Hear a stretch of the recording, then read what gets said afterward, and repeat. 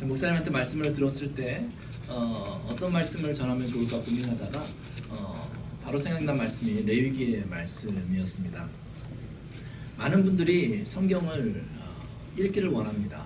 이제 신앙생활을 하면 성경을 나도 일독을 해봐야지 하면서 이 안에 하나님의 어떤 메시지가 있는지를 듣기를 원해요. 그래서 창세기부터 이렇게 쭉 읽기 시작하는데 창세기부터 쭉 읽다가 재미있어요. 창세기의 여러 가지 스토리들을 보면서 하나님이 세상을 창조하셨구나, 이렇게 이스라엘을 택하셨구나, 뭐 이런 것들을 보면서 굉장히 재미있게 읽거든요. 근데 출애굽기 와서 한 20장 정도의 시내산에 올라간 그 장면 보고 그 다음에 21장, 22장 이렇게 넘기다가 굉장히 곤란함을 느낍니다. 왜냐하면 출애굽기 20장을 넘어가면서 그때부터는 내러티브, 그 스토리가 나오는 것이 아니라 법이 나와요. 법이 나오고 그 다음에 뭐 성막을 이렇게 만들어라, 뭐 이런 내용들이 계속 반복해서 나오거든요. 그러니까 읽다 보니까 무슨 내용인지도 잘 모르겠고 상상도 잘 가지 않는 거예요. 그게 너무 지루하고, 그런데 그래도 어떤 분들은 인내하면서요, 그 출애굽기 20장 이후부터 40장까지를 읽어내요. 그래도 내가 한번 읽어봐야지 하고 딱 다 읽어서 다 읽었네, 아유 잘했다 하고 그 다음부터 딱 넘겼는데 레위기가 나오는 거예요. 이 레위기는 전부 다 법에 대한 얘기잖아요. 그래서 나는 이 성경이 너무너무 어렵다, 이 성경 못 읽겠다 나 진짜. 그래가지고 이렇게 뛰어넘다가 그래도 들어봤던 시편을 보기도 하고, 그 다음에 점핑하면 이제 마태복음 뭐 이렇게 가서 좀 읽다가 그러면서 이제 평생 성경 읽기를 더 이상 하지 않는 많이 봅니다. 의외로 교인들이 성경을 읽다가 포기한다는 거예요. 그런데 저희가 이 성경을 전체적으로 이해하지 않으면 믿음의 성숙함을 이룰 수가 없습니다.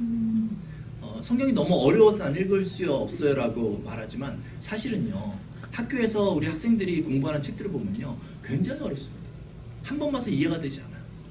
그러니까 애들이 공부를 하거든요. 근데 공부하면 이것을 이해해요. 심지어 요즘에는 초등학교 학생들이 공부하는 내용들도요, 저희가 자세히 관찰하여 보지 않으면 이해가 되지 않는 경우도 있어요. 하나님의 말씀을 접할 때 우리가 그런 자세로 접해봤는가 라고 질문해 볼 수 있습니다. 우리가 조금 보고 어려우니까 이거 모르겠네 라고 생각할 수 있지 않습니까? 그렇게 되면 안 되고요. 아마 신앙생활을 5년, 10년, 20년 했으면 적어도요, 내 개념 속에서 성경 전체가 이렇게 흘러가고 있어야 할 필요가 있습니다. 그래도 레위기는 이런 내용, 민수기는 이런 내용, 하나님이 구원 계획을 이렇게 나타내셨구나 정도를 알고 있어야 돼요. 그러려면 우리가 성경을 때로는 공부하는 마음으로 볼 필요가 있습니다. 이 성경을 전체적으로 이해하는 데 있어서 모세의 오경을 아는 것이 굉장히 중요합니다. 앞에 창세기, 출애굽기, 레위기, 민수기, 신명기를 이해하는 것이 굉장히 중요합니다. 이게 막히면 성경 뒤에 부분은 잘 이해가 되지 않아요. 근데 이 모세 오경을 이해하는데 아까 전에 말한 것처럼 이 출애굽기 20장 정도부터 이 레위기까지를 넘어가야지 모세 오경이 이해가 되지는 거예요. 그래서 오늘은 여러분들의 그 짐을 조금 덜어드리기 위해서 제가 레위기를 택해가지고 왔습니다.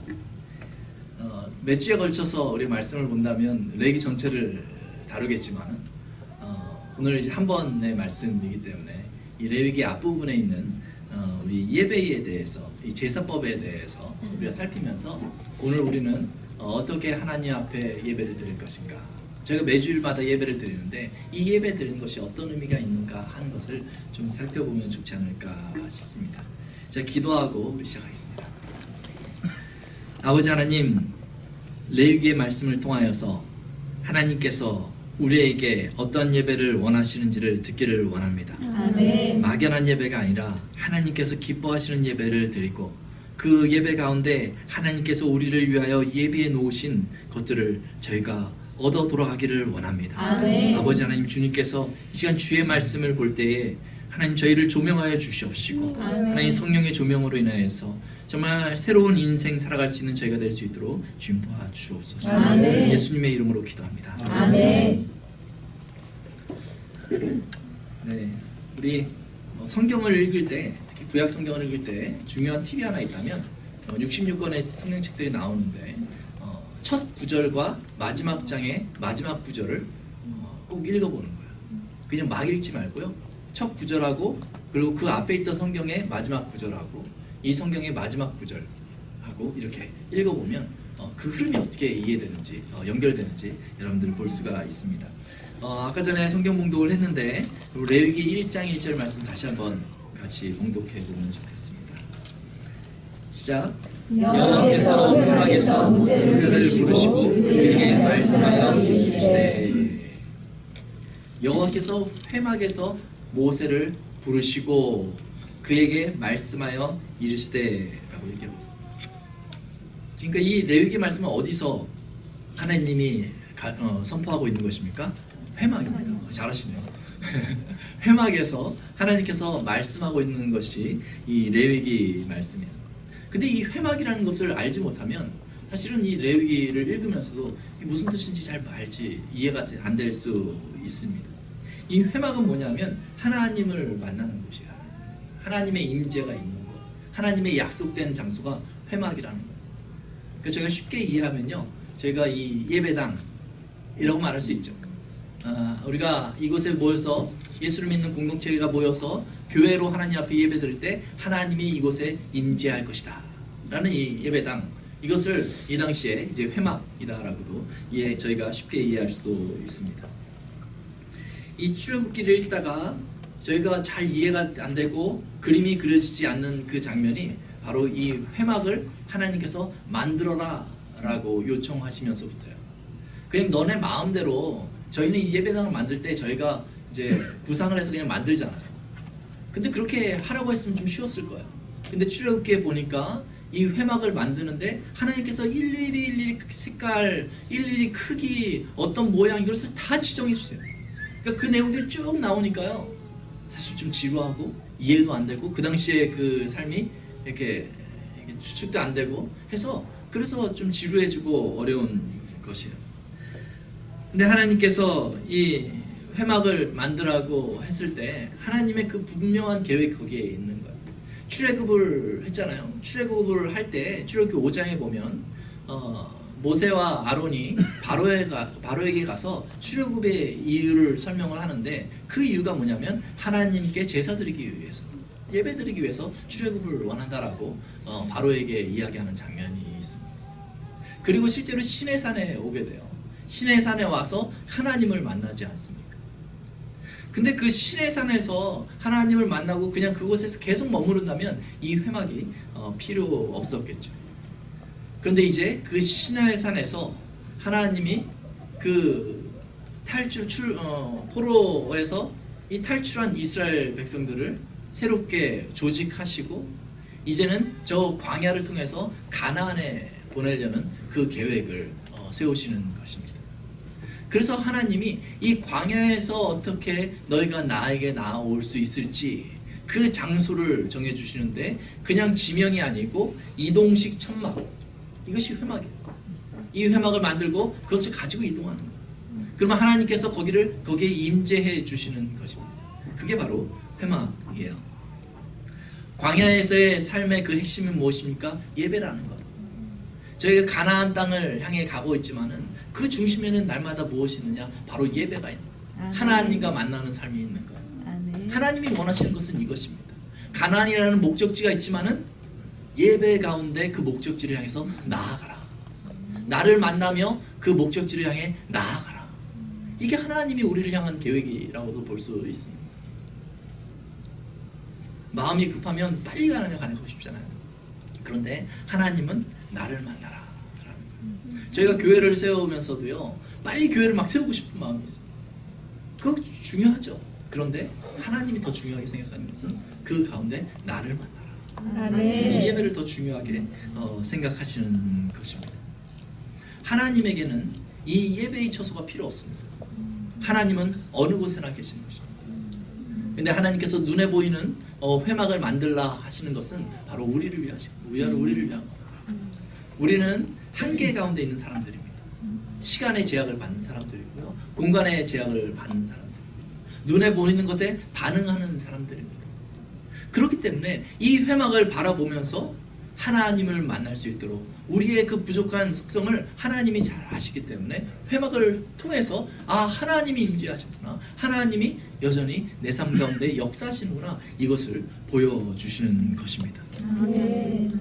그래서 출애굽기 25장부터 27장까지 어떻게 이 성막 회막을 만들 것인지를 이스라엘 백성들에게 모세를 통해서 가르쳐 주시고, 그 다음에 35장부터 40장까지는요 이 성막을 그 말씀대로 이스라엘 백성들이 여러 가지 것들을 다 내놓아서 만드는 장면이 이제 출애굽기의 내용들입니다. 그리고 그 출애굽기의 끝은 그래서 그 성막이 회막이 완성되는 장면으로 딱 끝나는 거예요. 그러니까 출애굽기 20장부터 40장까지 제일 큰 핵심 내용은 뭐냐? 이 회막을 하나님께서 만들라 하고 예배의 처소를 만들라 하고 이스라엘 백성들이 그대로 만들었다. 이게 출애굽기 20장부터 40장의 핵심이라고 볼 수 있습니다. 제가 그 레위기를 들어가기 위해서 이 출애굽기 마지막이 어떻게 끝나는지 같이 한번 살펴보면 좋을 것 같습니다. 출애굽기 40장 34절부터 38절 말씀 우리 한번 교독하면 좋겠는데요. 제가 먼저 34절 말씀 봉독하겠습니다. 구름이 회막에 덮이고 여호와의 영광이 성막에 충만하매 모세가 회막에 들어갈 수 없었으니 이는 구름이 회막 위에 덮이고 여호와의 영광이 성막에 충만함이었으며 구름이 성막 위에서 떠오를 때에는 이스라엘 자손이 그 모든 행진하는 길에 앞으로 나아갔고 구름이 떠오르지 않을 때에는 떠오르는 날까지 나아가지 아니하였으며 같이 읽겠습니다. 낮에는 여호와의 구름이 성막 위에 있고 밤에는 불이 그 구름 가운데에 있음을 이스라엘의 온 족속이 그 모든 행진하는 길에서 그들의 눈으로 보았더라. 아멘. 그들의 눈으로 보았더라. 이 회막이 어떻게 보면 저희가 만져보면 천조각일 수도 있잖아요. 그런데 하나님의 약속, 하나님의 말씀이 있기 때문에 그곳에 하나님이 임재를 보여주신 거예요. 그걸 이스라엘 사람들이 바라본 것입니다. 민수기 이제 레위기가 이 중심에 이제 있고요. 그 다음에 민수기 1장부터 10장에 가면 이스라엘 백성들이요 이제는 한 조직 국가로서 진을 짭니다. 이제 이동을 해야 되는데 그냥 막 가는 것이 아니라 이 회막을 중심으로 12지파가 이렇게 둘러서 진을 짝자는 거예요. 그럼 이 12지파가 늘 바라볼 수 있는 것은 어디입니까? 바로 이 회막, 하나님의 임재가 있는 것. 이곳에서 구름이 떠서 움직이면 저 사람들은 따라가는 거예요. 그러다가 이것이 멈추면 거기에 머물러 앉습니다. 근데 구름이 떠오르지 않잖아요? 그러면 하루도 그날 거기에 그냥 있고요. 한 달도 그냥 있고 때로는 1년이 돼도 그냥 가만히 있는 거예요. 그러니까 이 사람들이 늘 이스라엘 사람들이 해야 되는 것은 뭐예요? 자꾸 회막을 쳐다보는 거예요. 아침에 일어나면요 회막을 쳐다보고 오늘 구름이 떴나? 오늘도 안 갈려나 봐. 그러면서 구름을 쳐다보는 거예요. 이 회막을 바라보면서 하나님의 임재가 있는 곳을 바라보면서 하나님의 움직임이 언제 있을지 역사가 언제 있을지 그것을 계속 바라보는 것입니다. 그것이 우리의 믿음의 삶이라고도 볼 수 있습니다. 네. 여러분 하나님이요 우리가 신앙생활을 한다고 해서요 그냥 날마다 막 등장하셔가지고 막 꿈에도 나타나시고 막 지나가는데 야 현중아 막 이렇게 부르신다면 저희가 막 당황하지 않겠어요? 하나님이 그렇지 않고 그냥 자연 질서 가운데 우리를 내버려 두십니다. 하지만 하나님께서 원하시는 것은 내가 임재하는 것을 쳐다봐라. 하나님께서 이 시대에 하나님의 임재를 나타내시는 곳은 바로 교회입니다. 그것을 부인할 수 없습니다. 오늘날 많은 사람들이 이 교회의 가치를 굉장히 폄하하는 것을 볼 수 있습니다. 교회에 있는 그 부족한 저희들 때문에 교회의 가치가 땅에 떨어져 있는 것 같은 그런 시대를 살고 있습니다. 아, 교회에 꼭 나가야 돼? 교회에 있는 그 사람들하고 어울리기가 너무 불편해.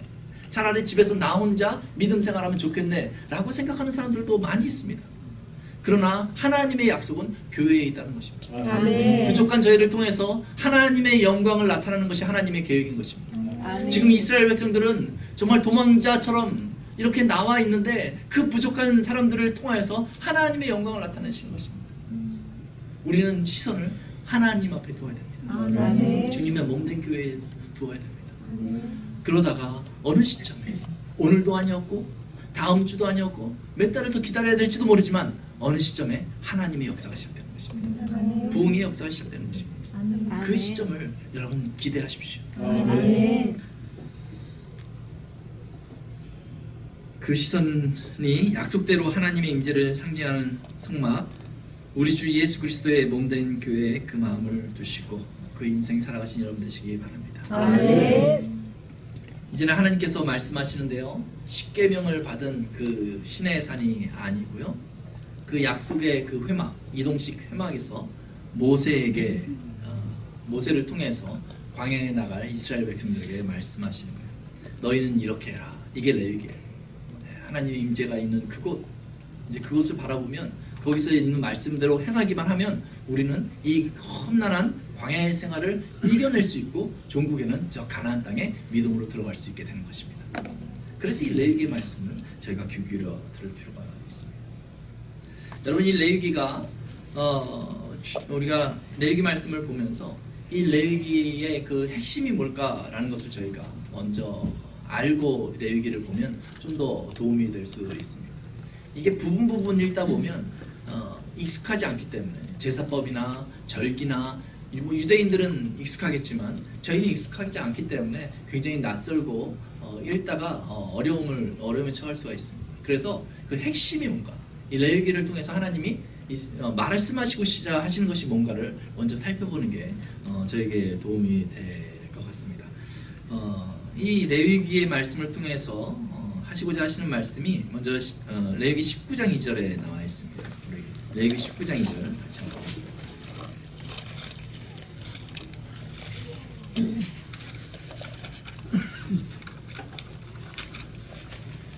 같이 한 목소리로 공독하도록 하겠습니다. 시작. 너는 이스라엘의 자손이 모두 우리에게 말하여 이르라. 너희는 거룩하라. 이는 나 여호와 너희 하나님이 거룩함이니라.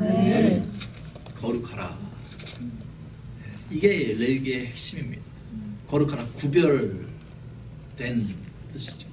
이 세상에서 구별된, 저 가나안 족속들로부터 구별된 너희가 되어라라는 것입니다.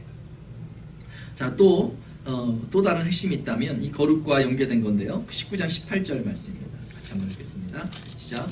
원수를 갚지 말며 동포를 원망하지 말며 내 이웃 사랑하기를 내 자신과 같이 사랑하라. 나는 여호와니라. 이렇게 말하고 있습니다.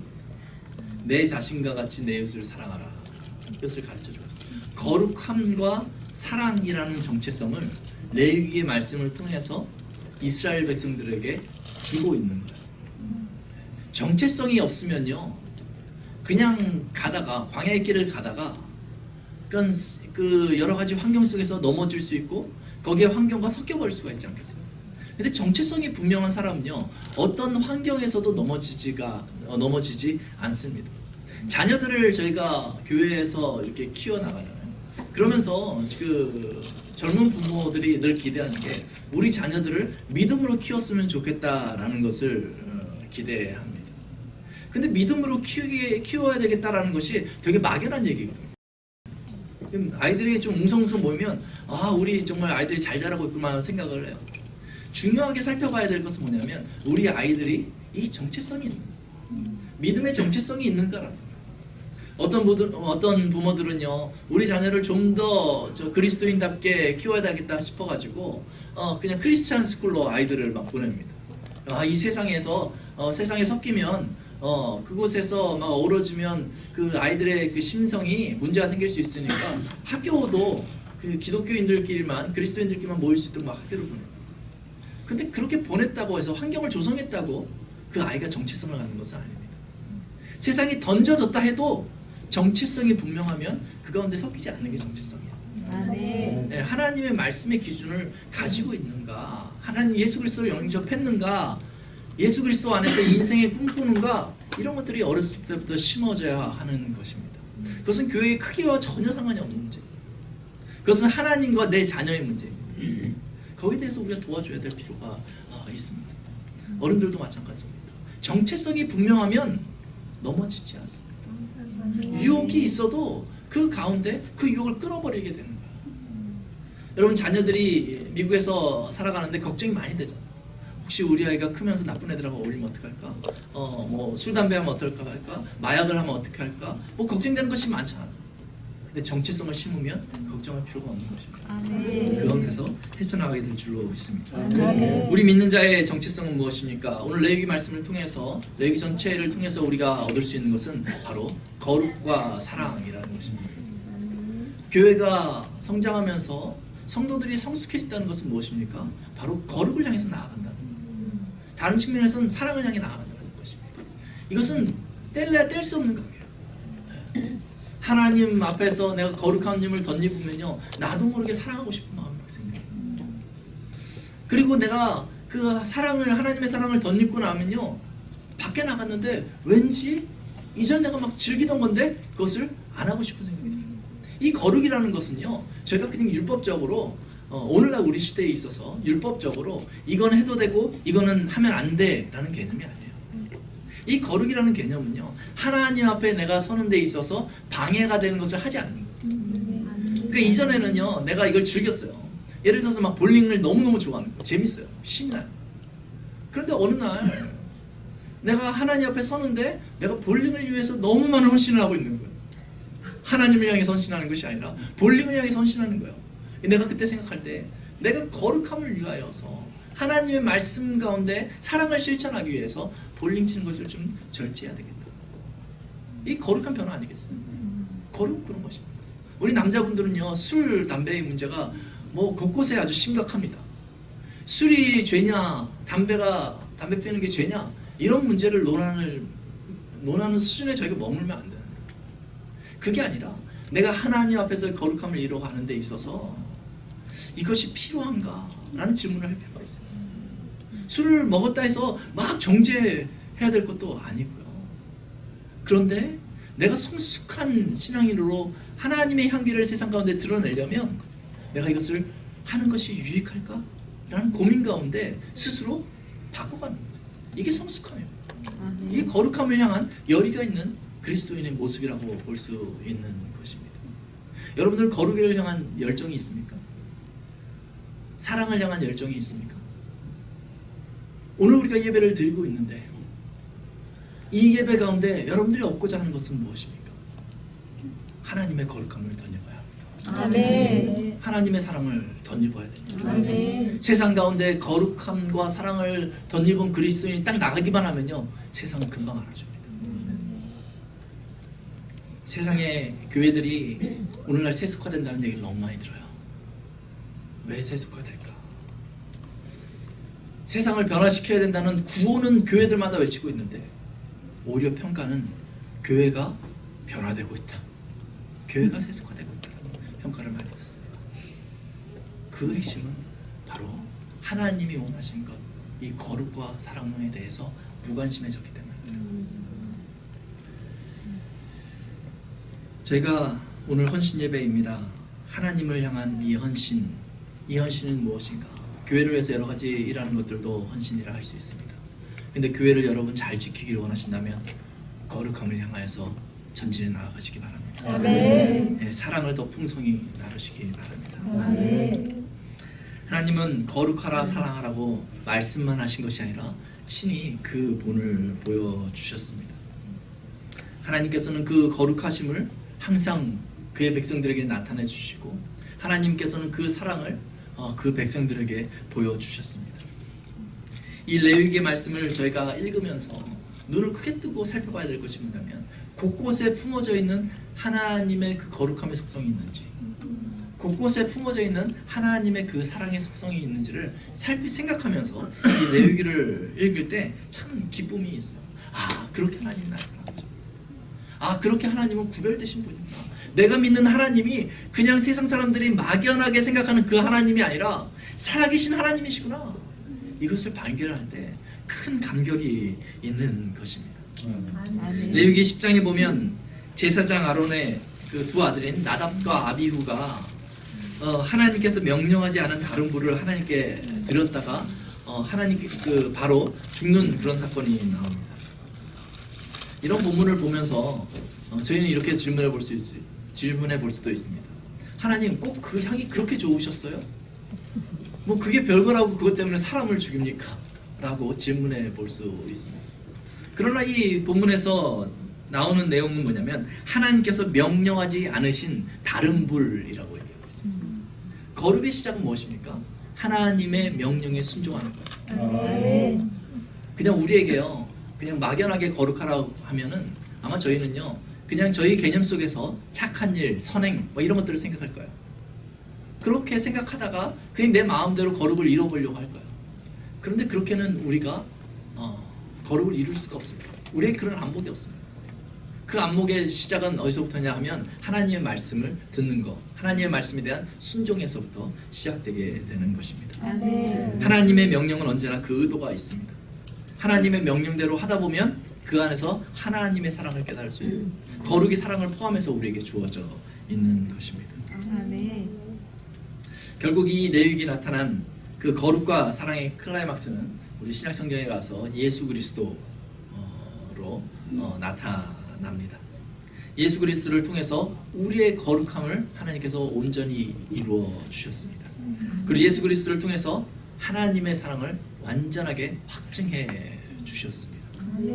그래서 우리는 그 예수님을 믿고 이제는 거룩과 사랑을 위해서 살겠노라고 이렇게 교회에 나와서 이 늦은 시간까지 이렇게 오래 앉아서 작정하고 우리가 성경 공부를 하고 말씀을 보고 있는 것입니다.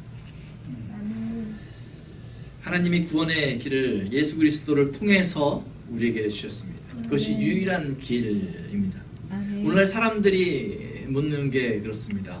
이렇게 교회에 오면 아무도 묻지 않습니다. 그런데 밖에 나가서 사람들을 만나거나 믿지 않는 사람들을 만나거나 어떤 오늘날의 시대 사조에 대한 이야기를 들으면 계속해서 질문이 나오는 것이 그것입니다. 꼭 예수 그리스도를 통해서만 구원을 이루어야 했는가라는 질문입니다. 그게 거룩이에요. 저희는 한마디로 대답할 수 있습니다. 그게 거룩이다. 하나님의 거룩. 하나님의 계획이기 때문에 거기에 대해서 우리가 한마디도 항변할 수 있는 사람은 없다. 아멘. 그게 순종하는 사람에게만 하나님께서 구원을 주신다라고 아멘. 저희가 얘기할 수 있습니다. 그 안에 하나님의 사랑이 있습니다. 다른 길이 없습니다. 아멘. 여러분 우리 자신 한번 돌아봤으면 좋겠습니다. 여러분 헌신한다는 것이 무엇입니까? 바로 거룩과 사랑을 향해 나아가는 것입니다. 아멘. 여러분 그 마음에 각오를 하시는 그러한 시간 되시기 바랍니다. 성도의 정체성 거룩과 사랑을 나타내며 사시기 바랍니다. 이제 레위기의 주제를 저희가 살펴봤으니까 레위기를 큰 프레임으로 나눠서 저희가 한번 정돈해 보면 좋을 것 같습니다. 이 프레임이요 오늘날의 성도의 삶에 있어서 굉장히 중요하기 때문에 그렇습니다. 레위기 1장부터 17장까지는 이 다음과 같은 주제를 말해주고 있는데요. 저를 따라서 한번 같이 따라해 주시면 되겠습니다. 어떻게 거룩하신 하나님께 죄인이 나아갈 수 있을까? 죄인이 나아갈 수 있을까? 다시 한번 해볼까요? 어떻게 거룩하신 하나님께 죄인이 나아갈 수 있을까? 죄인이 나아갈 수 있을까? 이게 레위기 1장부터 17장까지의 핵심 그 프레임이라고 얘기할 수 있어요. 예배부터 시작해가지고 어떻게 거룩하신 하나님께 이 죄인이 나아갈 수 있을까? 이 거룩하신 하나님이 조금만 오점이 생기면 이 거룩하지가 않는 거, 구별이 안 된 거거든요. 근데 내가 어떻게 저 하나님 앞에 나아갈까? 여기에 대해서 하나님께서 말씀해 주시는 게 레위기 1장부터 17장 내용이고요. 18장부터 27장까지는 저를 따라하겠습니다. 어떻게 거룩하신 하나님과 동행할 수 있을까? 다시 한번 어떻게 거룩하신 하나님과 동행할 수 있을까? 네, 이게 삶에 대한 얘기입니다. 어떻게 이 험난한 세상에서 거룩하신 하나님과 동행할 수 있을까? 이 두 개 참 어려운 질문입니다. 제가 예배 드리러 올 때마다 그런 마음의 부담이 있잖아요. 지난주 한 주간 생각해 봤을 때 내 마음에 참 성도답게 살지 못한 그런 안타까움, 나도 모르게 막 튀어나온 나의 그 여러 가지 말들이 생각이 나면서 예배를 나옴에도 불구하고 화해하지 못하고 또 어떤 경우는 예배 나오다가 싸워가지고 차 안에 싸워가지고 그렇게 예배 도착하는 경우도 막 있는데 어떻게 이 죄인이 거룩하신 하나님께 나아갈 수 있을까? 네, 예배에 대한 거예요. 예배에 대한. 그리고 또 삶을 살아가면서요. 어떻게 거룩하신 하나님과 동행할 수 있을까? 우리 남자분들은요, 일하시는 여자분들도 그렇겠지만요, 이 일을 하면서 참 그런 어려움들을 많이 겪었습니다. 사람 간의 그 관계, 이 돈이라는 것이 비즈니스에서 걸려 있기 때문에 이 돈으로 말미암아서 이 내가 어느 정도 선까지 내 양심의 선을 이렇게 긋고 비즈니스를 해나가야 될까? 여기에 대해서 고민이 참 많아요. 이건 한마디로 말하면 구조적인 모순이라고도 할 수 있어요. 이겨야지 비즈니스는 성공하고 돈을 버는 거거든요. 그것 때문에 다들 너무나 근심하게 되는 것입니다. 어떻게 거룩하신 하나님과 동행할 수 있을까? 예배와 삶에 대해서 레위기는 분명하게 말씀해 주시고 있는 것입니다.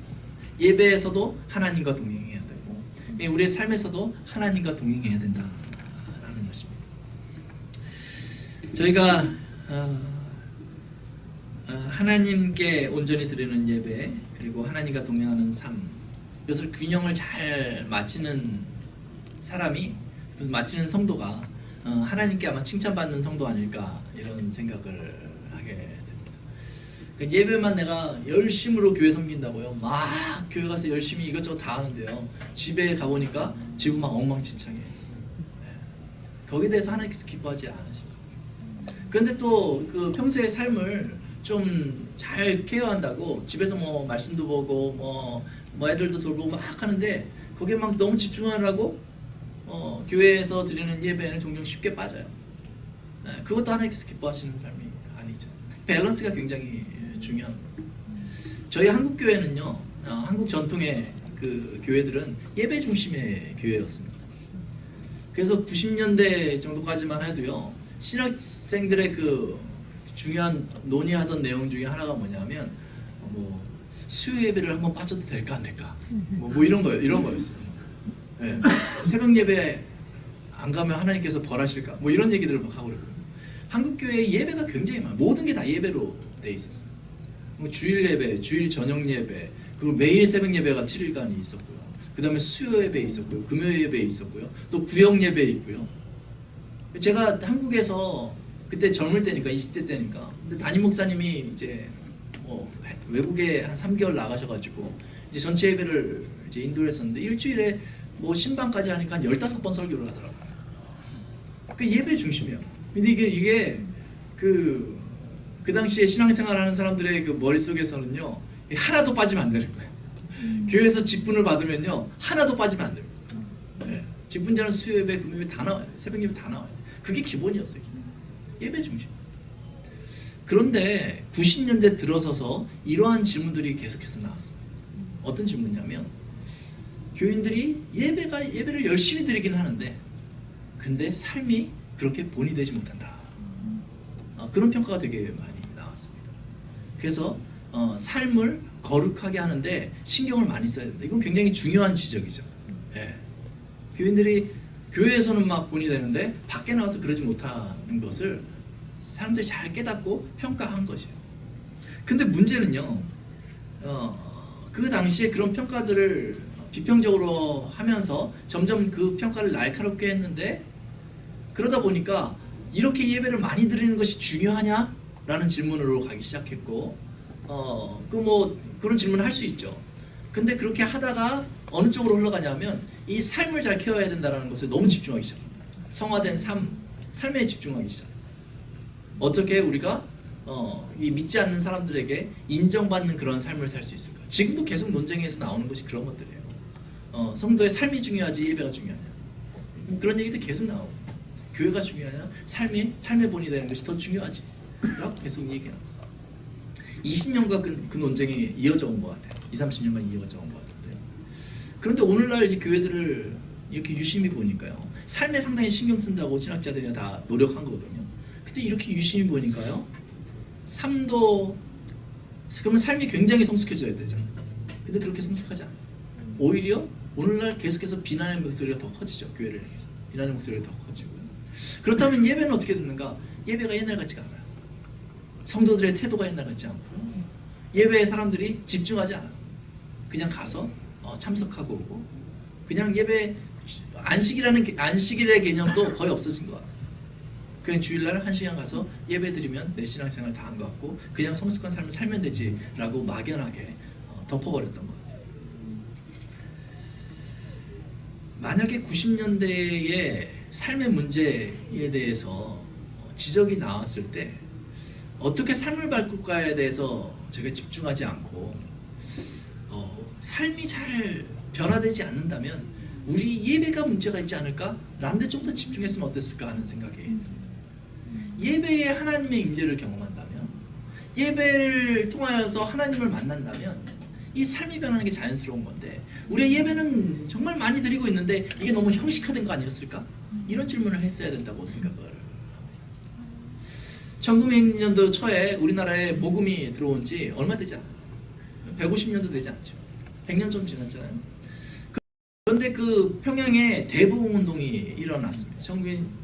1900년대 초에 그러한 대부흥 운동이 일어났는데요. 그 놀라운 부흥회가 이렇게 분위기를 막 이끄는 그런 분위기가 아니었어요. 사경이었어요. 말씀을 같이 나누고 그리고 같이 기도하고 이런 사경이었는데 하나님께서 부흥을 일으키신 거예요. 그러니까 저녁에 말씀을 같이 나누고 집에 가야 하는데 갑자기 사람들이 집에 가지 않고 떼굴떼굴 구르면서 하나님 앞에 자기의 죄를 회개하는 장면이 나옵니다. 그 장면들을 그 장면들에 대한 자료들이 미국에 많아요. 당시에 선교사들이 선교 보고하면서 그 장면들을 기록해 놨거든요. 그래서 그것을 모아서 나온 책들을 보면 그 사람들이 예배드린 후에 그 삶을 회개하기 시작했다는 거예요. 그 삶을 하나님 앞에서 회개하기 시작했다는 거예요. 내가 이렇게 사기쳤다고 회개하기도 하고, 내가 저 사람을 미워했다고 하면서 회개하기도 하는 장면이 있습니다. 심지어 어떤 사람은요, 내가 사람을 죽였는데 나를 경찰서에 데려가 달라고 그렇게 회개하는 장면이 있습니다. 이 회개, 하나님 앞에서 그 회개를 하기 시작했다는 거예요.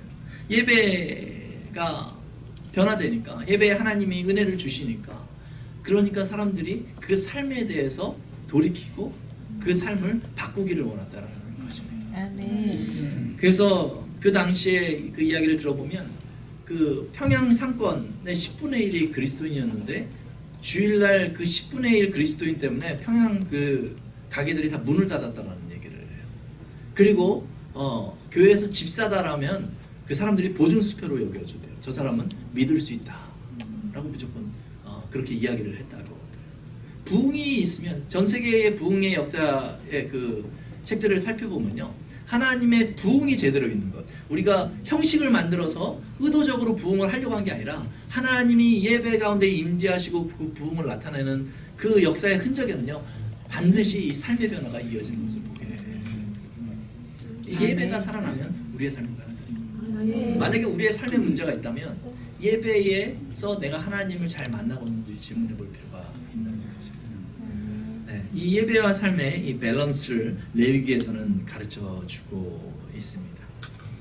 네, 이 레위기 이제 전체적으로 살펴봤는데요. 오늘 이제 살펴볼 것은 레위기 앞부분인 예배에 대한 부분이지. 본론에 들어가야 되겠는데요. 목사님 이렇게 하면 되나요? 이 시간이 시계를 안 가지고 하시고 여러분 괜찮으신가요? 네. 네. 저도 이렇게 설교해 본 적은 너무 오래돼가지고 네. 이제 앞부분이 서론이 너무 길어가지고 본론은 짧게 하도록 하겠습니다. 네. 이제 그 회막을 만들게 하신 그 하나님이 이 회막에서 말씀하시면서 회막을 다 만들었으니까 너희는 이렇게 예배하라 가르쳐 주시는 거야. 너희끼리 계획해서 예배하라가 아니고요. 예배 자체도 거룩함을 묻히시는 거예요. 하나님의 거룩함. 내 말씀대로 행하는지 행하지 아니하시는지를 하나님이 보기를 원하시면서 이렇게 해라라고 가르쳐 주시는 것입니다. 그래서 살필 1장부터 7장까지 내용이 그 예배를 어떻게 드릴 것인가라는 내용이 나오고요. 이 8장은 제사장, 이제 예배를 주도해야 될 제사장 위임식, 아론과 그 아들들에 대해서, 그리고 이제 9장은 정말 첫 예배를 드려보는 거예요. 그리고 10장에서는 그 아론의 아들들이 잘못된 예배를 드렸을 때의 결과를 보여주고 있습니다. 이게 그 큰 틀에서 보면요, 내러티브예요. 스토리예요. 스토리. 회막을 다 만들게 하시고 회막이 만들어지자 하나님의 임재가 있고, 이제는 회막이 있을 때 어떻게 예배드려야 될지, 제사 드려야 될지 하나님께서 레위기에서 가르쳐 주시고, 제사를 드려야 되니까 제사장을 위임식을 하고 그 다음에 첫 제사를 드려보고, 이런 과정이 레위기 초반에 나오는 내용들입니다. 지금까지는 이 레위기를 이해하기 위해서 큰 숲을 봤다면요, 이제 1장부터 7장의 내용으로 들어가면서는요, 그 안에 있는 나무들을 저희가 봐야 돼요. 이 관찰이라는 것이 성경을 읽는 데 있어서 굉장히 중요하다. 전체적인 큰 틀을 이해하고 나서는 이 관찰이라는 것을 잘해야 되는데, 이렇게 말씀을 구절을 내놓고 이리도 보고 저리도 보고, 이게 관찰이에요. 계속 씹어보고 단물이 더 나올 게 없는가 살펴보는 것, 이게 관찰. 그 레위기 1장부터 7장에 들어가면서는 그런 관찰을 하면서 하나님의 사랑과 거룩이 묻어져 나오는지 저희가 살펴봐야 하겠습니다. 우리 레위기 1장 1절과 2절 말씀 우리 같이 한번 읽도록 하겠습니다. 여호와께서 회막에서 모세를 부르시고 그에게 말씀하여 이르시되 이스라엘 자손에게 말하여이르라. 너희 중에 누구든지 여호와께 예물을 드리려거든 가축 중에서 순한 양으로 예물을 드릴지니라. 아멘. 여기서 보면 누구든지 예물을 드리려거든 이렇게 얘기하고 있습니다. 이 제사의 출발점이 어디에 있습니까? 예물을 드리려거든, 자원하는 마음이 포함되어져 있는 것입니다. 이 예배에 있어서 중요한 핵심 중에 하나가 뭐냐면 자원하는 마음, 적극적인 마음. 예배는 소극적으로 참여하는 것이 아니에요. 하나님께서 나아오라 라고 우리에게 환경을 만들어 주신 것입니다. 하나님이 우리를 만나길 원하세요. 그래서 우리를 하나님의 백성으로 불러주신 것입니다. 근데 불러주신 상황에서 하나님이 막 쫓아다니면서 케어하시는 것이 아니라 내가 다 만들어놨으니까 나에게 나오라. 내가 너에게 줄 것들이 있다. 이리로 나오라 하는 것이 바로 예배라는 것입니다. 여러분 혹시 예배에 나오는데 그저 오시는 분이 있습니까? 그래서 안 돼요. 저희가 시간을 낭비할 필요가 없잖아요. 그저 온다면 시간을 낭비하는 거예요. 예배에 나온다면 하나님 앞에 적극적인 마음으로 정말 나의 것을 드려야 되겠다는 마음으로 그렇게 나와야 돼요. 하나님이 여러분 것만 그냥 싹 가지고 나몰라라 하시는 분이 아니세요. 하나님이 받으시려는 이유는 바로 여러분들에게 주시기 원하시는 것입니다. 아멘. 그래서 이렇게 얘기하십니다. 제사. 내가 예물을 드리려거든. 하나님이 이스라엘을 부르시고 성막을 만드셔서 하나님의 임재를 나타나시고 그리고 나오라 말씀하십니다. 제사의 포인트는 하나님을 향한 우리의 그 적극적인 태도입니다. 예배는 우리가 하나님께 나아가는 것입니다. 그냥 참석해서는 안 됩니다.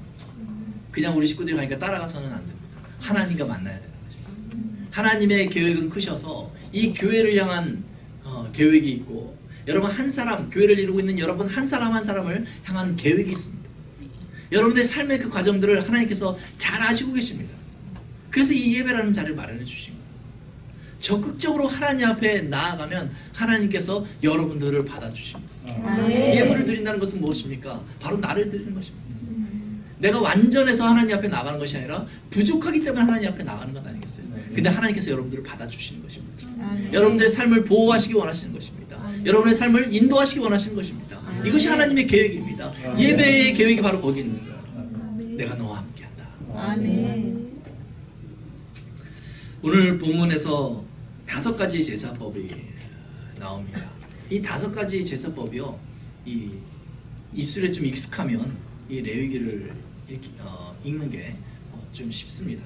저를 따라서 한번 이 5가지 제사법을 한번 하시면 말씀해 보시면 괜찮겠습니다.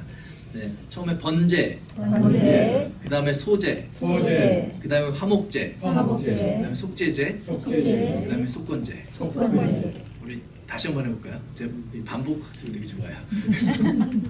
네, 번제, 번제, 그 다음에 소제, 소제, 그 다음에 화목제, 화목제, 속제제, 속제제, 그 다음에 속건제. 속건제. 네, 간단하게 말씀드리면 번제는 하나님 앞에 다 태워드리는 제사라고 볼 수 있고요. 그 다음에 소제는요, 곡식으로 드리는 제사라고 볼 수 있고요. 그 다음에 화목제는요, 하나님과 화목하는 거예요. 우리 이웃과 화목하는 거예요. 그래서 제사 드린 걸 가지고 같이 나눠 먹습니다. 네, 그 다음에 우리 속제제, 요 앞에 3가지 화목제까지는요, 저희가 말할 때 자원제라고 이렇게 얘기를 해요. 드리려거든. 근데 이 뒤에 있는 속제제나 속건제는요, 자원제가 아니라 반드시 그렇게 나아가야 돼요. 하나님의 백성 반드시 나가야 돼요.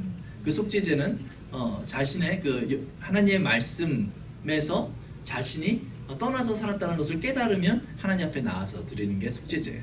그 속건제는 뭐냐면 하나님의 성물에 피해를 끼쳤거나 아니면 사람들에게 피해를 끼쳤을 때 그것을 배상하면서 하나님 앞에 나아가는 거예요. 성경에서는 구약 성경에서 그게 분명합니다. 배상하면서 하나님 앞에 나아가는 거예요. 제가 예전에 미랑이라는 영화에서 그런 논의가 막 있었거든요. 그 전도연 씨가 주연이었는데 자기 딸을 이제 어떤 사람이 죽여서 감옥에 갔는데 이제 막 예배드리다 은혜 받아가지고 내가 저 사람을 용서해야 되겠다 해서 교도소를 찾아갔어요. 찾아갔더니 그 사람이 하는 얘기가 내가 이 교도소에서 하나님을 만났다는 거야. 그래서 다 용서받았습니다. 뭐 그렇게 얘기를 하니까 이 전도연 씨가 굉장히 큰 충격을 받고 돌아오면서 이 용서라는 것이 무엇인가 하는 질문을 가졌던 적이 있거든요. 근데 제가 곰곰이 생각해 보면요, 아마 감독이 이 속건제를 잘 몰랐던 것 같아요. 배상해야 되거든요. 하나님의 원칙은요, 배상하고 회개하라는 거예요. 네, 배상하고 회개하라는 거예요. 그게 속건제입니다. 이렇게 보니까 다 해버렸네. 네. 처음에 뭐라고요? 번제. 그 다음에 소제. 그 다음에 화목제. 그 다음에 속죄제. 그 다음에 속건제. 네, 이렇게 5가지 제사법을 가르쳐주고 있습니다. 근데 저희가 이 5가지 제사법을 컨셉으로 갖지 않고 레위기로 바로 들어가서 1장부터 7장까지 읽으면서 좀 헷갈리는 부분이 뭐냐면 나왔던 게 또 나와서 그래요. 이게 1장부터 이제 6장까지 가면서 순서대로 제가 말한 대로 번제, 소제, 화목제, 속죄제, 속건제가 나오거든요. 그래서 그 법에 대해서 어떻게 제사를 드릴지에 대해서 그렇게 가르쳐 줬는데요. 그리고 나서 또 나와요. 또 나오는데 이걸 좀 섞어놨어요. 헷갈리게. 그래서 번제, 소제, 그 다음에 화목제잖아요. 근데 화목제를 뒤로 빼버린 거예요. 그 다음에 속죄제, 속건제, 그 마지막에 화목제가 나와요. 그러니까 그냥 읽으면 좀 헷갈리거든요. 그래서 여러분 이 5가지 제사를 이해할 때는 앞에 나온 그 5가지 그 순서를 보면서 6장, 7장에 다시 한번 반복되는 것을요 같이 섞어서 이해하는 것도 도움이 많이 돼요. 5가지밖에 없구나. 이게 어려운 게 아니구나. 근데 반복돼서 10가지 같이 보이는구나. 그러니까 같이 읽으면 여러분들 도움이 될 수 있습니다. 우리 첫 번째 제사의 그 모델은요, 제사는요, 이 번제인데요. 이 번제가 이 5가지 제사의 그 중심축을 이루고 있습니다. 그래서 우리 3절하고 4절을 읽으면서 우리 어떤 마음으로 하나님 앞에 나아가야 될지 한번 생각해보면 좋을 것 같습니다. 그 예물이 소의 번제이면 흠없는 것으로 향문에서 여호와 앞에 기쁘게 받으시도록 드릴지나 그는 번제물의 머리에 안수할지니 그를 위하여 기쁘게 받으심이 되어 그를 위하여 속죄가 되었다. 아멘. 번제에 의해서 이 이야기를 해주죠. 예배의 포인트는 뭡니까? 하나님께서 기쁘게 받으시는 제사. 아멘. 하나님께서 나를 기쁘게 받으시면 예배에 성공하는 거예요. 저희가 예배에 오면서 막연한 얘기를 하거든요. 나 오늘 예배드리다가 은혜 좀 받고 갔으면 좋겠어 라고 생각해요. 때로는요, 은혜 많이 받았습니다 라고 인사하는 분들을 만날 수 있습니다. 그러면 궁금한 점이 있어요. 어떤 면에서 은혜를 받았습니까? 라고 질문해 볼 필요가 있습니다. 그냥 내 감정적인 부분에 있어서 은혜 받았다고 하는 분들도 있어요. 찬양하다가 찬양의 분위기가 좀 달아오르니까 나도 거기서 감정적으로 달아오르다가 눈물을 흘렸다. 그래서 내가 은혜를 받았다 라고 생각하는 경우가 있습니다. 그것도 은혜 받은 것이죠. 하나님께서 그 마음을 터치해서 그럴 수 있죠. 그런데 예배의 핵심은 뭐냐면 하나님께서 나를 기쁘시게 받았느냐, 그 확신을 가지고 있는 거예요. 하나님이 나와 함께 하셔서 나의 손을 붙들고 있는 것을 내가 예배 가운데 경험하고 집에 가느냐, 이게 핵심인 거예요. 하나님이 여러분을 받으시고, 그 다른 말로 하면요, 하나님이 나와 동행하시는 것을 내가 경험했냐는 거예요. 예배 가운데 하나님을 받냐는 것입니다. 이게 예배에 있어서 중요한 일입니다. 그를 위하여 속죄가 될 것이다. 무슨 얘기입니까? 죄로부터 자유함을 경험합니다. 마음의 찜찜함을 가지고 교회에 와서 예배를 드리고 집에 가서 똑같이 집에 가면서 찜찜함을 가지고 가면 안 되잖아. 자유함을 얻어서 가야 됩니다. 하나님께서 기쁘시게 받으시는 제사는 뭡니까? 바로 죄가 없는 제사예요. 가운데 그 허물이 있으면 하나님께서 받으실 수가 없습니다. 여러분, 허물 없이 하나님 앞에 기쁘신 제사가 되는 그 방법이 무엇입니까? 바로 예수 그리스도를 아멘. 저희가 주일 예배를 드리는 이유가 무엇입니까? 바로 예수 그리스도의 부활하심을 생각하면서 하나님 앞에 나아가는 것 아니겠어요? 그 십자가 붙들고 하나님 앞에 나아갈 때만 우리는 거룩한 예배, 하나님께서 기쁘게 받으시는 제사로 드려지는 것입니다. 아멘. 이것이 그 제사의 기본이라고 저희가 생각할 수 있어요. 예배를 예수님을 믿는다는 것, 내가 죄인이라는 사실을 인정하는 것, 여기서부터 예배가 시작되는 것입니다.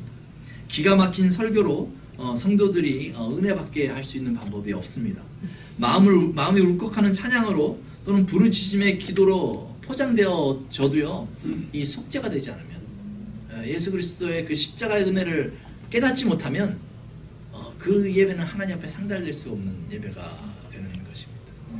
한동안 열린 예배라는 것이 유행했었는데 그 개념은 이해가 돼요. 믿지 않는 사람들에게 복음을 전할 수 있는 예배라고 하지만 그 형식은 이해가 되지만 그 예배라는 개념 속에서는 이해가 되지 않는 거예요. 믿지 않는 사람들은 하나님 앞에 예배드릴 수가 없습니다. 하나님 절대 그것을 받을 수가 없어요. 왜냐하면 속죄되지 않았기 때문에, 회개하지 않았기 때문에, 예수 그리스도 십자가에 나의 그 죄를 못 박지 않았기 때문에 하나님 앞에 나아갈 수가 없습니다. 여러분, 회개하지 않고 교회에 다닐 수가 있습니까? 그것은 복음을 잘못 들은 거예요. 복음을 내가 영접했다는 것은 무엇입니까? 내가 죄인이라는 것을 인정했다는 거예요. 그때 십자가가 은혜가 되는 것입니다. 아멘. 하나님께 받은 것이 없는데 무슨 은혜가 되겠어요? 내 스스로 내 죄를 그냥 덮어놓고 사는데 무슨 내가 은혜를 받고 하나님의 사랑을 받았다고 하는 거예요. 그건 착각이에요. 나는 그냥 막연하게 천국으로 갈 거야. 내가 그냥 하나님을 믿어줄 테니까 막연하게 천국으로 갈 거야. 그 사람은 천국에 갈 수가 없는 거예요. 내 죄로부터 예수 그리스도의 십자가 믿고 자유함을 경험할 때 우리는 천국의 소망을 가질 수 있고 하나님을 만날 수 있는 것입니다. 아멘. 네, 우리 첫 번째 이 번제를 살펴보면서요. 이 번제는요, 이 제물이 이렇게 나오잖아요. 이렇게 내용들이 이제 되게 복잡한 것 같지만 그렇게 복잡하지 않습니다. 이 소에 이제 제물을 드리면 머리에 안수를 하고 그 다음에 이제 제단에 피를 뿌리고 짐승 이제 전체를 각을 떠가지고 이제 하나님 앞에 드리는 것입니다. 이 번제에서 중요한 것은요, 1장 9절 말씀인데요. 같이 한번 읽겠습니다. 시작. 그 내장과 정강이를 물로 씻을 것이요 제사장은 그 전부를 제단 위에서 불사라 번제를 드릴지니 이는 화제라 여호와께 향기로운 냄새니라. 아멘. 전부를 제단 앞에서 불사르라 이렇게 얘기하고 있습니다. 이 번제는요, 하나님을 경외하기 위해서 드리는 거예요. 하나님을 경외하기 위해서 하나님 앞에 나온 것이 번제거든요. 다 드린다는 거다. 다 전부를 불사른다는 거예요. 여러분, 하나님 앞에 내가 예물을 드린다는 것은 그런 의미를 갖고 있어요. 지금은 저희가 헌금을 내고 있지 않습니까? 또 예배에 참석하는 걸로 하나님을 향한 우리의 마음을 보이고 있잖아요. 근데 나의 전부를 드린다는 거예요. 예수 그리스도를 의뢰했을 때 우리의 전부를 드리는 것, 이것이 온전한 예배입니다. 여러분, 예배를 참석할 때마다 하나님을 만나고자 할 때에 숨기지 마세요. 나는 오늘 하나님 앞에 나아가는데 이 부분만 가지고 가야지 라고 하시면 안 됩니다. 다 가져가셔야 돼요. 마음속에 가지고 있는 상처, 또 사람들이 보면 좀 흉볼만한 그런 나의 실수들 다 가지고 가야 됩니다. 하나님께서는 그 모습을 다 받기 원하는 우리가 잘 살게 되면서 외적으로 좀 근사해지면서요, 자주 숨기고 나아가는 거예요. 숨기면 하나님이 하나님으로부터 치유함을 경험할 수가 없습니다. 다 가지고 나가요. 이게 번제의 핵심 중에 하나입니다. 드림의 자세, 전부를 다 가지고 와라 라는 것을 번제라고 생각할 수 있습니다. 2장으로 넘어가서요, 저희가 소제에 대해서 얘기하고 있는데 우리 2장 1절 말씀 같이 한번 읽도록 하겠습니다.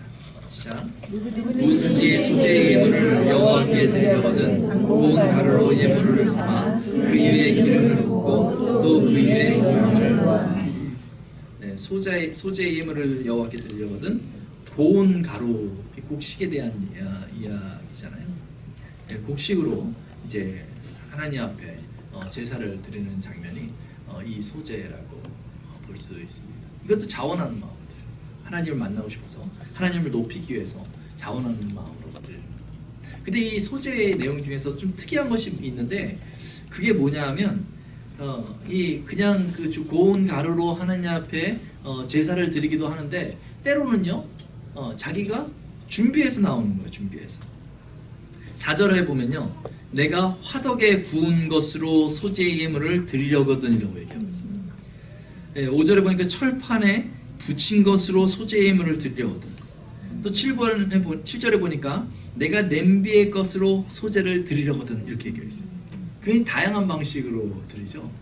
하나님이 굉장히 다양한 것을 맛보기를 원하셔서 이러시겠어요.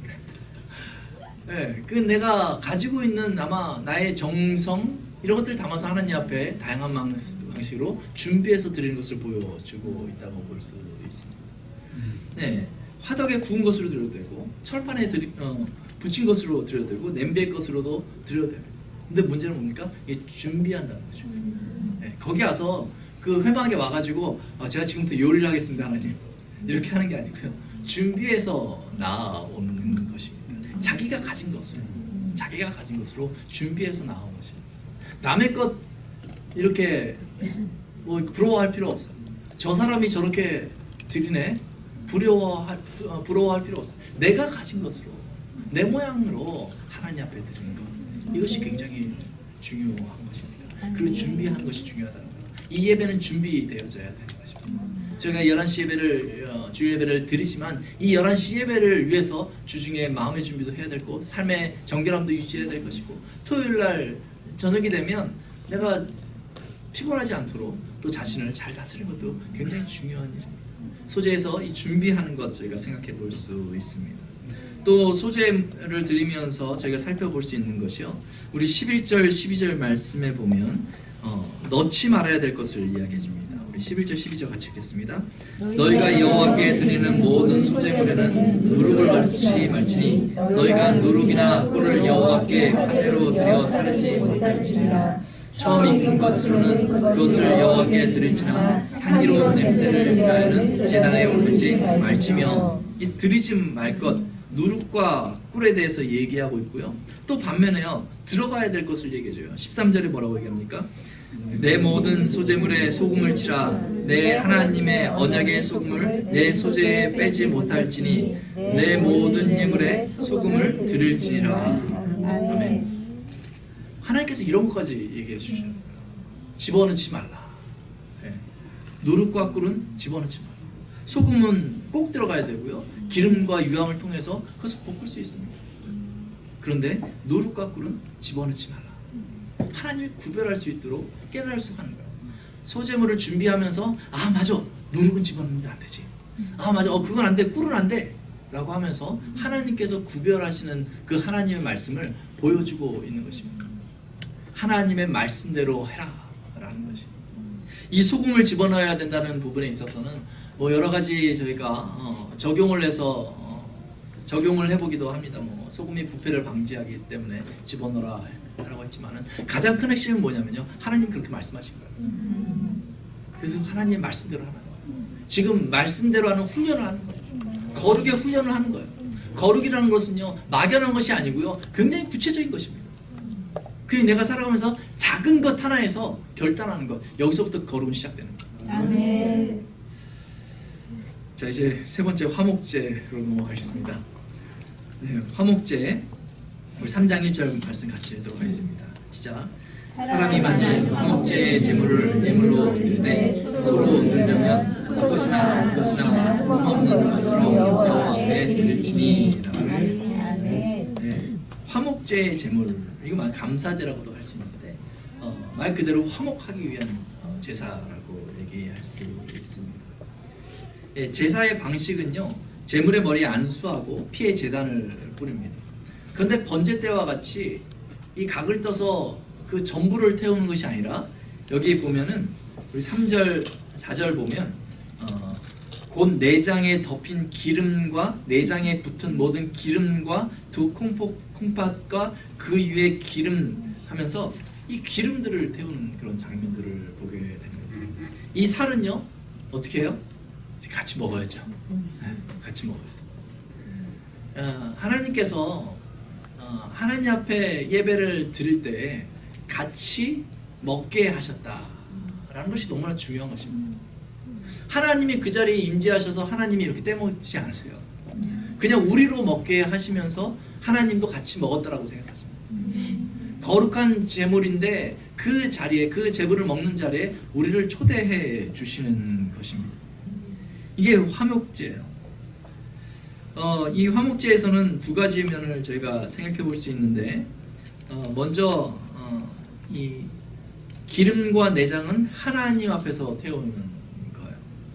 그리고 그 피는 이게 뿌리지만 그것을 먹을 수 없는 것입니다. 그 3장 17절에 보면 이렇게 말하고 있어요. 너희는 기름과 피를 먹지 말라. 이는 너희의 모든 처소에서 너희 대대로 지킬 영원한 규례니라. 기름과 피를요, 제사 드린 제물뿐만 아니라 평소에도 먹지 말라 이렇게 얘기하는 거예요. 기름, 거기서 보면 어떤 표현이 있냐면 너희의 모든 처소에서라고 강조하고 있습니다. 여기서 삶으로 확대해 나가시는 그 하나님의 손길을 볼 수 있어요. 삶에서 기름을 먹게 되는 그 상황이 되면 이 말씀을 기억하는 거예요. 내가 먹으면 안 되지. 그러면서 뭘 생각합니까? 하나님 생각하는 거예요. 여러분 삶에서 거룩을 유지하기 위해서요, 그런 장치들 필요해요. 이건 내가 하면 안 되지. 이건 내가 해야지 하면서 하나님 생각하는 거예요. 포인트는 뭡니까? 이것을 하고 안 하고의 문제가 아니라 하나님을 생각해요. 이런 장치가 전혀 없으면요, 하나님을 생각하지 않고 살아갈 수 있는 가능성이 굉장히 많습니다. 오늘날은 정말 바쁘잖아요. 그렇기 때문에 장치가 없으면 하나님을 만날 수가 없는 거예요. 여러분 기도를 하거나 말씀을 보겠다고 작정을 했을 때 그것의 가장 큰 유익이 바로 이런 데 있습니다.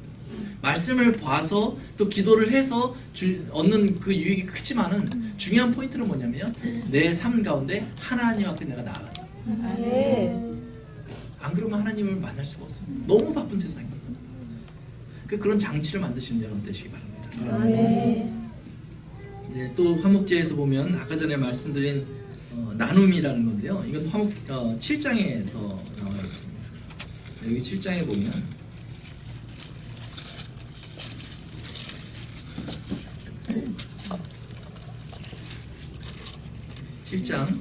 우리 15절부터 우리 18절까지 같이 한번 읽도록 하겠습니다. 감사함으로 드리는 화목제물의 고기는 드리는 그날에 먹을 것이요 조금이라도 이튿날 아침까지 두지 말을 것이니라.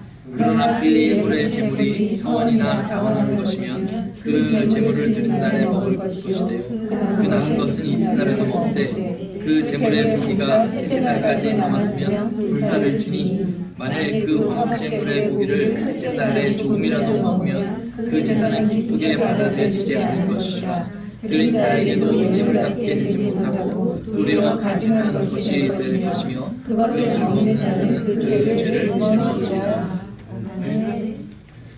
이게 또 룰이 있는 거예요. 이게 감사함으로 드리는 화목제는요, 그날에 다 먹어야 돼요. 그날에 혼자 다 못 먹겠죠. 같이 먹는 거예요. 다 먹는. 그날에 다음 날까지 조금 더 남겨두면 안 돼요. 그런데 서원이나 자원하는 것이면 하루 더 먹을 수 있습니다. 근데 셋째 날까지는 남겨두면 안 돼요. 그런데 내가 좀 아깝다고 이것을 조금 남겨놓으면 안 될까요? 안 되는 거예요. 안 되는 거예요. 여기 보면 18절에 보면 그렇게 얘기하고 있어요. 만약 그 화목제물의 고기를 셋째 날에 조금이라도 먹으면 그 제사는 기쁘게 받아들이지 않고 오히려 먹는 자는 그 죄를 짊어지리라 이렇게 얘기하고 있습니다. 하나님께서 원하시는 것은요, 이 화목에 있어서 인색하지 말라는 것입니다. 그 주어진 날에 다 먹으면 되는 거예요. 그것을 인색하게 내가 남기려고 하는 것이 아니라 다 먹고 나눠야 되는 거죠. 그게 화목제물에 있어서 중요한 포인트 중에 하나. 제가 교회를 다니면서 좀 이상하다 싶은 생각이 들 때가 있는데, 그건 뭐냐면 예전에 이제 저희가 한국에서 나라가 전체적으로 어려웠던 때가 있잖아요. 그런 때에 대한 그 기억 때문인지 모르겠는데 교회가 인색한 모습들을 보게 되는 거예요. 인색한 모습들. 그때마다 고민하게 됩니다. 이런 모습이 전략일까 인색함일까 이 질문을 하게 되는 거예요. 하나님께서는요, 이 전략을 열심히 해라 이렇게 말씀하고 계시지 않으세요. 우리 인색하지 말라, 사람에 대해서 인색하지 말라 그렇게 말씀하시고 계시거든요. 오히려 나누라라고 저에게 가르쳐주고 있거든요. 그래서 이 화목제물을 생각할 때마다 풍성히 나누는 것, 그것이 그리스도인들의 중요한 삶의 태도 아닐까, 예배의 태도가 아닐까. 예배를 드리고 나면 우리가 전략하고 아껴야 됩니다가 아니고, 예배를 드리고 나면 내가 무엇을 하는 걸 생각해요. 삭개오처럼요, 하는 예수님을 만나고 나가지고 내가 소색한 일이 있으면 4분의 1을 더해서 나눠주겠다고 그랬나요?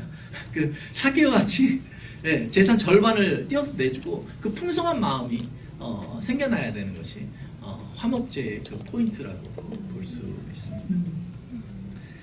네, 우리 여기까지 자원하는 마음으로 드리는 것인데요. 한번 생각해 봅시다. 첫 제사 뭐라고요? 번제. 그 다음에 두 번째 제사? 소제. 그 다음 제사는요? 화목제. 이 세 가지 제사는요, 자원하는 마음으로 드리는 제사라고 볼 수 있죠. 이런 자원하는 마음으로 예배에 나와야 합니다. 여기서 제가 좀 짚고 넘어가야 될 부분 중에 하나가 뭐냐면 바로 제사장의 몫이라는 거예요. 제사장의 몫. 2장 10절을 한번 같이 읽어볼까요? 같이 읽겠습니다. 시작. 소제물에 남은 것은 아론과 그의 아들들에게 돌릴지니 이는 여호와의 화제물 중에 지극히 거룩한 것이라. 네, 제사장에게 몫을 돌리는데 이것이 7장에도 나오고 속죄제물에도 나오고 속건제물에도 나옵니다. 화목제물에도 나오고 소제에도 나오는 것이 제사장의 몫이라는 거죠. 하나님께서 이 제사장이 그 역할을 잘 감당할 수 있도록 이 제물 중에서, 하나님 앞에 드리는 제물 중에서 제사장의 몫을 띄게 하셨다는 거예요. 그리고 제사장은 또 소제를 드릴 때 그 중에 10분의 1을 하나님 앞에 또 드리게 하셨다는 거예요. 왜 그렇게 하셨을까 생각해 보면 이 제사장이 이 제사일의 직무에 집중하게 하려고 하시는 것이죠. 오늘날에 목회자가 있습니다. 저도 목사인데요. 이런 얘기를 다루기 상당히 어려운 부분들이 있어요. 근데 그 교인들과 목사의 관계는요, 어떻게 보면 이 사례라는 개념이 굉장히 중요한 개념을 가지고 있습니다. 이 목회자가 복음을 증거하는 데 있어서 집중할 수 있도록 교인들이 사례를 제공해 주는 거죠. 이것은 월급이 아닙니다. 월급이 아니고 사례를 생활할 수 있도록 그 삶을 이렇게 살펴보는 거예요. 목사님이 잘 살고 있나? 이러다 보면 목사님이 돈 신경 쓰느라고, 돈 없어서 돈 신경 쓰느라고 목회를 제대로 못 하겠는데, 살펴보면서 적절하게 드리는 것이 사례의 개념입니다. 근데 오늘은 그것이 자꾸 월급의 개념으로 바뀌어져 가는 것 같아요. 그냥 교회에서 이만큼 월급 드렸으니까 알아서 사십시오 라고 생각하는 거예요. 월급은요, 그 사람이 살아가던 어렵게 살던 관심이 없는 거예요. 근데 이 사례의 개념은요, 이 관계의 목사님이 건강해야, 그 환경이 건강해야 목회사에게 집중할 수 있다라는 것이죠. 성도는 목사를 먹이고요, 목사는 그 모든 삶을 성도들이 책임져 준다는 것을 생각하면서 집중해서 성도들의 영적인 상태를 위하여 말씀을 공급하는 것. 이건 굉장히 관계에 대한 문제입니다. 네. 근데 이 관계가 너무 깨졌어요. 너무 많이 깨져 있어요. 그래서요, 목회자도요, 열심으로 목회를 하지만 이 집에 가면은 생활이 안 되잖아요. 생활이 또 안 되잖아요. 그럼 또 전전긍긍하다가, 그러다가 어떤 갈등이 딱 생기면 이게 월급의 관계로 드러나니까 회사에서 월급의 관계는 어떻습니까? 마음에 안 내키면 나가는 거예요. 목회자가 쉽게 교회를 떠나기도 하고, 또 교회에서도요, 그 목회자를 생각할 때 그냥 월급을 준다라고 생각을 하면, 그냥 목회자가 마음에 안 들면 목사님 나가셨으면 좋겠습니다라고 또 얘기할 수 있는 거예요. 교회가 그렇게 점점 변화되는 것을 보면 가슴 아픈 모습을 볼 수 있습니다. 이 사례의 기준이 어느 정도인지는 고민해야 되지만, 이 관계의 기준에서 이런 사례가 있어야 된다. 무엇을 위해서? 복음을 위하여. 네. 이 예배가 온전해지게 되어 있습니다. 레위기에서 반복해서 나오는 내용 중에 하나이기 때문에 제가 짚고 넘어가면 좋지 않을까. 이런 사례의 개념이 회복되면 얼마나 좋을까. 목회자도 얼마를 받든지 간에 그걸로 감사하면 행복한 거예요. 나의 경력이나 그 학교 다녔던 것들, 이런 것들 때문에 이거밖에 안 줘, 이게 아니고요, 얼마를 줘도 이게 살기 때문에 너무 감사한 거야. 성도들이 나를 먹이는 거 너무 행복해. 내가 최선을 다해서 교인들을 먹여야지.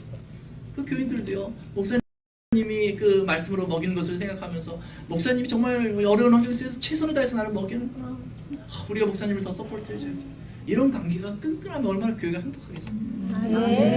그런 사례의 개념을 여러분들 가질 수 있으면 좋겠습니다. 네, 우리 두 가지 더 남았는데요. 우리 속죄제, 네, 우리 4장 2절 말씀 같이 읽도록 하겠습니다. 시작. 이스라엘 자손에게 말하여 이르라 누구든지 여호와의 계명 중 하나라도 그릇 범하였을 때, 여호와의 계명 중 하나라도 그릇 범하였을 때라고 이렇게 얘기해요. 13절에 보면 부지 중에, 그 뒤에도 보면요 부지 중에라고 얘기하고 있어요. 본의 아니게 범하였다라는 거예요. 이거는요 하나님의 말씀을 범하였음에도 깨닫지 못하고 있었다는 것을 저희가 살펴볼 수 있습니다. 그 뒤에 보면 22절, 23절 말씀 보면 그가 범한 죄를 누가 그에게 깨우쳐 주면이라고 얘기하고 있고요. 28절에도 그가 범한 죄를 누가 그에게 깨우쳐 주면이라고 얘기하고 있습니다. 이게 깨닫거나 누군가 깨우쳐 주면 이 속죄제를 드리는 거야. 몰랐다는 거 몰랐다는 거. 하나님이 얼마나 우리에 대한 관심이 많습니까? 우리가 범죄하고 있는데 그것을 깨닫지 못하고 있는 상황까지 헤아리시는 거예요. 근데 깨닫는 그 순간이 중요하다는 거야. 하나님은요. 너 깨달았을 때 어떻게 하겠느냐? 이 속죄제가 그런 거야. 하나님의 말씀에서 내가 어긋난 행동을 하다는 것을 이전에 몰랐고 막 그냥 뭐 마음대로 살았어요. 그런데 깨달아지는 그 순간 속죄제를 드리라는 거예요. 여러분 신앙생활 하다가요 내 마음에 찔림이 있을 때가 있잖아요. 아, 내가 이거 하나님의 말씀대로 해가지 못하고 있구나 라는 것이 깨달아지는 때가 있잖아요. 그때가 중요하다는 것입니다. 그때 나오는 거예요. 근데 저희가 습관에 젖어 있으면 그냥 묻어둡니다. 분명히 우리 양심은요 이 말씀으로 찔림을 받게 되어져 있어요. 근데 덮어요.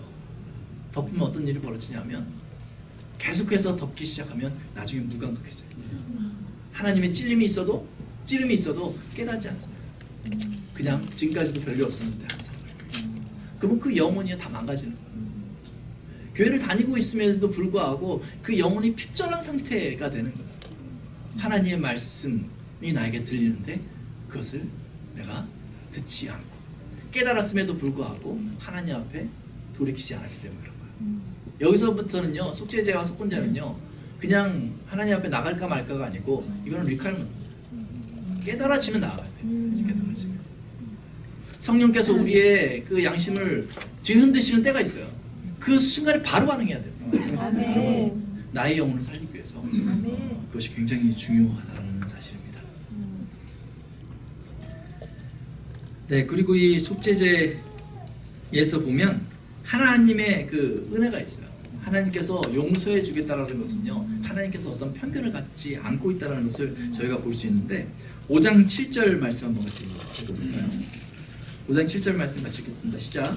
만일 그의 힘이 어린 양을 바치는 데 미치지 못하면 그가 지은 죄를 속죄하기 위하여 한 비둘기 2마리나 집비둘기 새끼 2마리를 여호와께로 가져가되 하나는 속죄제물로 삼고 하나는 번제물을 삼아. 여기 보면 만일 그의 힘이 어린 양에 미치지 못하면이라고 얘기하고 있죠. 힘이 미치지 못하는 사람도 하나님께서 받으시기 원하신다는 거예요. 11절에도 똑같이 얘기해요. 만일 그의 손이 산비둘기 2마리나 집비둘기 2마리에도 미치지 못하면. 이게 기가 막힌 일 아닙니까? 양도 아니고 산비둘기 집비둘기 정도 그 하나님 앞에 제사 드릴 능력도 안 되는 거예요. 이건 정말 가난한 사람 아니겠어요? 근데 하나님은 그것을 살피신다는 거예요. 그렇게 자기의 상황에 맞춰서 하나님 앞에 나오면 하나님께서 그 사람을 받으신다는 것입니다. 아멘. 참 우리는 우리의 눈에 맞춰서 사람을 평가하는 경향을 참 많이 해요. 근데 하나님은 그런 편견이 전혀 없으십니다. 예전에 막 부흥회 하는데 부흥사들이 그런 얘기들을 막 했다는 거 신문에 막 나는 걸 봐요. 부흥회를 하다가 막 하나님의 은혜 얘기하다가 뭐 주차장을 져야 되는데 여기 10,000불 손드십시오, 뭐 이렇게 뭐 1,000불 손드십시오, 뭐 해가지고 이게 분위기를 부추기는 그런 장면들. 그 장면은 하나님 입장에서 보면요 옳지 않은 장면입니다. 하나님이 받으시는 것은요 그 사람의 상황을 고려해 주신다는 것입니다. 여러분들의 상황을 고려해 주시는 것입니다. 예전에 내가 아주 근사하게 살았어요. 그래서 그때는요 내가 많은 것을 하나님 앞에 드렸어요. 근데 지금은요 모든 것이 엉망이 돼가지고 사실은 근사하게 살지 못해요. 그러면 마음에 그런 생각이 들잖아요. 예전에 내가 이렇게 많이 하나님 앞에 드렸는데 지금은 드리지 못하니까 참 내가 속상하기도 하고 하나님께서 나를 받으실까 하는 마음이 들 수도 있잖아요. 근데 그것은 우리의 마음이라는 거예요. 하나님은요 똑같이 우리를 복해 주십니다. 너가 예전에 그 많은 것을 드렸어도 내가 그것을 받으면서 너를 받았고 지금 너가 없는 가운데서 나에게 신호만 보내도 내가 너를 받을 거다. 나에게 나오라. 하나님 그렇게 용서해 주시는 것입니다. 이 속죄제의 그 목적은 20절, 26절, 31절, 35절에 나오는데 거기에 보면 우리 20절만 한번 읽겠습니다. 4장 20절만 읽을게요. 그 송아지를 속죄제의 송아지에게 한 것 같이 하시며 제사장이 그의 것으로 주를 위하여 속죄한즉 그들이 사함을 받으리라. 포인트 뭡니까? 사함을 받으리라. 자유함이. 여러분 죄의 그 무게가 얼마나 무거운지 몰라요. 그런데 그 죄의 무게에서 벗어나면요 큰 자유함이 있습니다. 그리스도인들의 특권이 죄로부터 자유함을 얻는 것입니다. 이것은 율법이 아니고요 하나님의 은혜라는 것입니다. 여러분 속죄제 깨달아질 때 하나님 앞에 나와서 그 은혜를 누리시기 바랍니다. 마지막으로 우리 속건제물 우리 5장 이 속건제물은요 마지막이니까 우리 5장 14절부터 6장 7절까지 우리 같이 교독하면 좋겠습니다. 제가 5장 14절 먼저 공독하겠습니다. 여호와께서 모세에게 말씀하여 이르시되 누구든지 여호와의 성물에 대하여 우리 중에 범죄하였으면 여호와께 속건제를 드리되 내가 지정한 반지를 따라 성소의 세겔로 몇 세겔을 은의 산당한 한 산당을 양떼 중에서 끌어다가 속건제를 드려서 성물에 대한 잘못을 보상하되 그것의 5분의 1을 더하여 제사장에게 줄 것이요 제사장은 그 속죄제의 숫양으로 그를 위하여 속죄한즉 그가 사함을 받으리라. 만일 누구든지 여호와의 계명 중 하나를 그 중에 범하여도 허리가 벌이 것이니 그는 내가 지정한 가치대로 양떼 중 흠없는 수량을 속건제물로 제사장에게로 가져갈 것이요 제사장은 그가 부지 중에 범죄한 허물을 위하여 속죄한즉 그가 사함을 받으리라. 이는 속건제니 그가 여호와 앞에 참으로 잘못을 저질렀습니다. 여호와께서 모세에게 말씀하여 이르시되 누구든지 여호와의 식시하지 못하여 범죄하되 곧 이웃이 맡긴 물건이나 전나무를 속이거나 득실하거나 착취하고도 사실을 부인하거나 남의 잃은 물건을 줍고도 사실을 부인하여 거짓 맹세하는 등 사람이 이 모든 일 중에 하나라도 행하여 범죄하면 이는 죄를 범하고 죄가 있는 자니 그 훔친 것이나 착취한 것이나 악한 것이나 잃은 물건을 줄 것이나 그 거짓 맹세한 모든 물건을 돌려보내되 곧 그 본래 물건의 5분의 1을 더하여 돌려보낼 것이니 그 죄가 드러나는 날에 그 임자에게 줄 것이요 그는 또 속건제물을 여호와께 가져갈지니 곧 내가 정한 가치대로 양떼 중 흠없는 수량을 속건제물을 위하여 제사장에게로 요구할 것이요 7절 같이 읽겠습니다. 제사장은 여호와 앞에서 그를 위하여 속죄한즉 그는 무슨 허물이든지 사함을 받으리라. 아멘. 네, 속건제는 아까 전에 말한 것처럼 대가를 치러야 된다는 것입니다. 네. 저희가 대가를 치르고 하나님 앞에 나아가야 되는 거예요. 예배를 드릴 때에 다른 사람들을 상하게 하고 그냥 하나님 앞에 나아가는 것이 아니라요. 사람의 관계를 풀고 하나님 앞에 나아가야 되는 근거가 바로 여기 있는 것입니다. 저희가 하나님을 향한 열기가 뜨겁다고 해도 내 삶이 정말 다른 사람들에게 피해를 끼치고 있다면 하나님께서 기쁘게 받지 않으실 것 같아요. 속건제 대가를 치르는데요. 여기서 특이한 점은 뭐냐면요. 15절 또 16절에 나오는데 5장 15절에 보면 누구든지 여호와의 성물에 대하여 부지 중에 범죄하였으면 여호와께 속건제를 드리되 내가 지정한 가치를 따라 성소의 세겔로 몇 세겔 은에 상당한 흠없는 수량을 양떼 중에서 끌어다가 속건제로 드려서 이게 내가 지정한 가치를 따라라고 얘기하는 것을 보게 됩니다. 또 6장 6절에 보면 그가 또 그 속건 제물을 여호와께 가져갈지니 곧 내가 지정한 가치대로 양떼 중 흠없는 수장을 속건 제물을 위하여 제사장으로 끌고 갈 것이요. 내가 지정한 가치대로. 지금 범죄자잖아요. 범죄, 자기가 죄를 지은 거죠. 근데 거기서 이제 그 값을 치르고 또 하나님 앞에 드리는 데 있어서 그 사람의 그 주권을 하나님께서 인정해 주시고 내가 지정해서 하나님 앞에 나아가라는 거예요. 참 이게 참 이상하죠.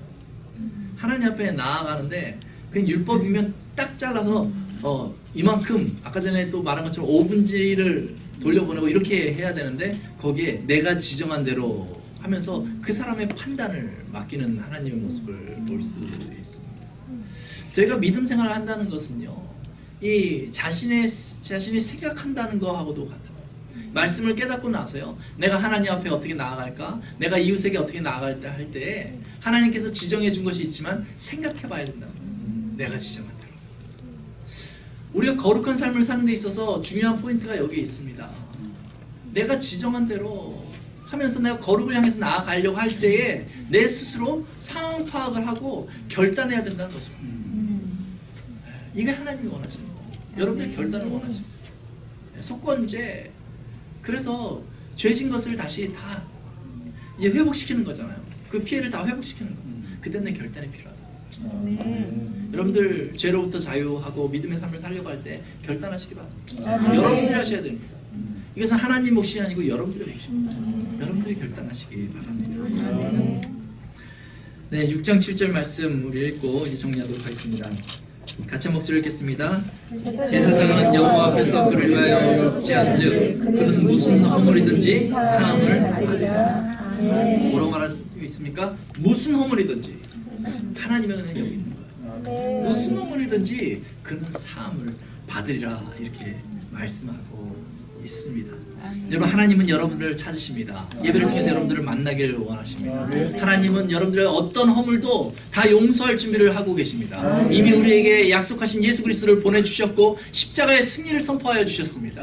여러분, 그 예수님을 붙들고 하나님 앞에 나아가면 여러분들 죄로부터 자유함을 얻게 될 것입니다. 하나님의 능력을 던지는 하나님의 사람이 될 줄로 믿습니다. 우리 7장 37절부터 38절 말씀 읽고 오늘 말씀 마무리하시겠습니다. 같이 한번 읽겠습니다. 7장 37절 38절. 이는 번제와 소제와 속죄제와 속건제와 위임식과 화목제의 규례라. 여호와께서 신의 광야에서 이스라엘 자손에게 그 예물을 여호와께 드리라 명령하시는데 신의 산에서 이같이 모세에게 명령하셨더라. 아멘. 이렇게 하면서 제사에 대한 내용들이 마무리되십니다. 여러분, 예배를 살리시기 바랍니다. 레위기에 나타난 그런 제사법들 안에 있는 그 하나님의 그 예배를 향한 그 계획들을 되새겨 보면서 정말 하나님께서 기뻐 받으시는 그런 거룩과 사랑을 나타내는 우리 남성교회 또 여성교회 성도 여러분 되시길 예수님의 이름으로 축원합니다. 제가 기도를 마치겠습니다.